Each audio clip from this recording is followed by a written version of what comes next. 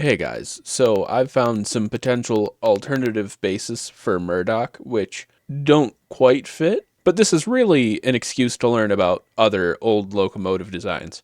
Now, in the TV series, Murdoch is a British Railways 9F. This was a class of 251 locomotives, built between 1954 and 1960. They were made with the sole purpose of being able to move the heaviest goods trains. Their wheel arrangement was 210-0. It was an exceptionally rare arrangement in the UK. The main reason for this wheel arrangement was just how big the locomotives had to be. No big deal in the US, but pushing the limits in the UK for sure. While we won't be sticking to the wheel arrangement necessarily for this video, we will be sticking to the locomotive itself being absolutely massive. There's three options here that I think could be interesting.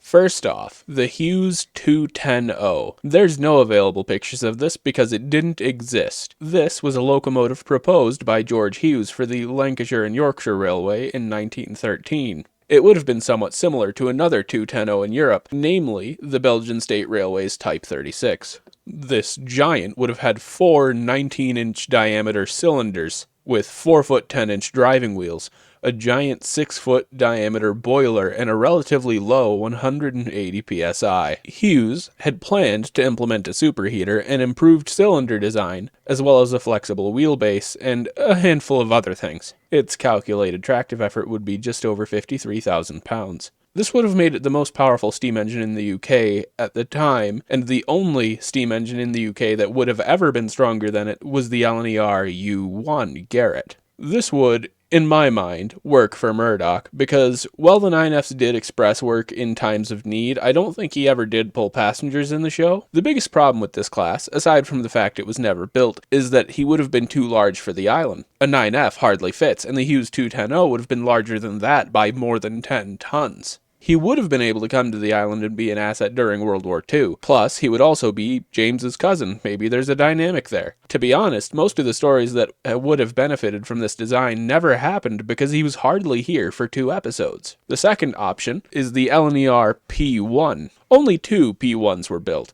The P wheel arrangement meant it was a 280, a Mikado. Everyone likes the P2s. There's at least 2 new build P2 projects with some real progress happening, but the P1s weren't express engines. They had smaller, 5-foot 2-inch driving wheels, and a boiler pressure in their second form, 220 psi. They even had a greater tractive effort than the 9Fs, at 42,500 pounds. In service, they were capable of pulling immense 100-wagon coal trains, but they were an operational hazard due to many of the passing loops they'd need to wait in simply not being long enough for a train of that size. On top of this, they were coal hungry, and while they could reach 65 miles an hour on a timed passenger service, you'd almost need 2 firemen for the engine to be used like this. They were made to pull trains over 1,000 tons, and they could, if you could fire it. Not only would this fill the place of the 9F in Murdoch's role, you could use the coal-hungry nature of it for a story or 2. There's not much else aside from the power that makes this a good option, though. On to probably the best alternative when it comes to Murdoch as a character. This is the final one, and I do like this a lot.